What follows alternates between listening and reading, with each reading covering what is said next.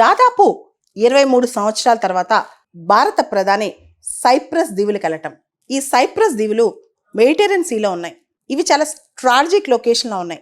వీటి చుట్టూ కూడా చమురు నిల్వలు ఉన్నాయి. యాక్చువల్లీ దీనికి సంబంధించి ఎక్స్క్లూజివ్ ఎకనామిక్ జోన్ రైట్స్ గురించి కూడా గొడవ అవుతుంది అనమాట.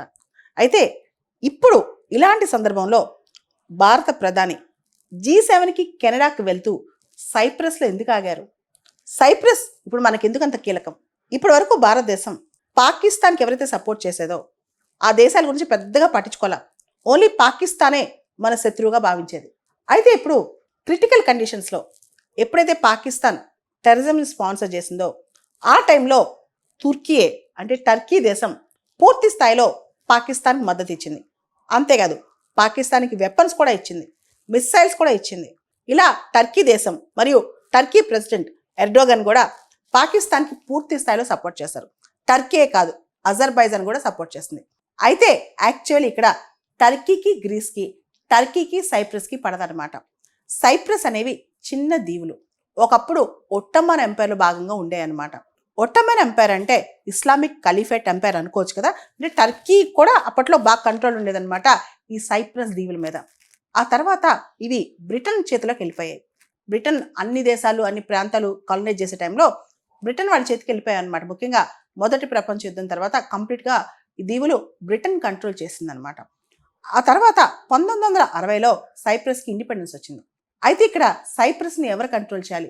దగ్గరలో ఉన్న గ్రీస్ దేశమా ఆ టర్కీ దేశమా? ఎందుకంటే సైప్రస్లో అప్పటికే ఆ దీవుల్లో చాలామంది గ్రీస్ పౌరులు మరియు టర్కీ పౌరులు ఉన్నారనమాట. అప్పట్లో ఒక కూప్ అయింది, చాలా పెద్ద ఇష్యూ అయిందనమాట. చివరికి ఏమైందంటే సైప్రస్లో ఒక గ్రీన్ జోన్ అనేది ఏర్పడింది. పైన నార్థన్ సైప్రస్లో ఉండే వాళ్ళందరూ కూడా టర్కీ కంట్రోల్ అనమాట. నార్థన్ సైప్రస్ అనేది, సదరన్ సైప్రస్ అంతా కూడా గ్రీస్ కంట్రోల్. ఇప్పటికీ కూడా ఈ రోజు కూడా గ్రీస్ కంట్రోల్ ఎక్కువ ఉంది, కానీ నార్థన్ సైప్రస్లో మాత్రం టర్కీ కంట్రోల్ ఉందన్నమాట. ఆ నార్థన్ సైప్రస్ తన కంట్రోల్లో ఉందని చెప్పి కేవలం టర్కీ మాత్రమే గుర్తిస్తుంది. నిన్న మన ప్రధాని గారు మోడీ గారు సైప్రస్ వెళ్ళినప్పుడు సైప్రస్ ప్రెసిడెంట్ ఆ నార్థన్ సైప్రస్ ప్రాంతాలు వేలుపెట్టి చూపిస్తూ ఆ ప్రాంతాలు కూడా లొకేట్ చేయించారనమాట. ఇక్కడ ఇండియాకి స్ట్రాటజికల్గా సైప్రస్ కానీ గ్రీస్ కానీ చాలా అవసరం. మనకు తెలుసు ఎనిమీస్ అవర్ ఫ్రెండ్ అని చెప్పి మనకి ఈ మాట కౌటిల్య చెప్పారనమాట మండలా థియరీలో. మన శత్రువుకి శత్రువు మన మిత్రుని చేసుకోవాలని చెప్పి.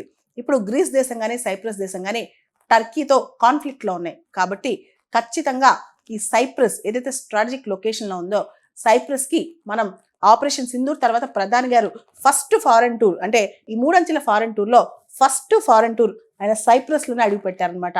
ఇది గట్టిగా పాకిస్తాన్కి టర్కీకి ఒక పాటలాగా ఉంటుందని మనం భావించవచ్చు.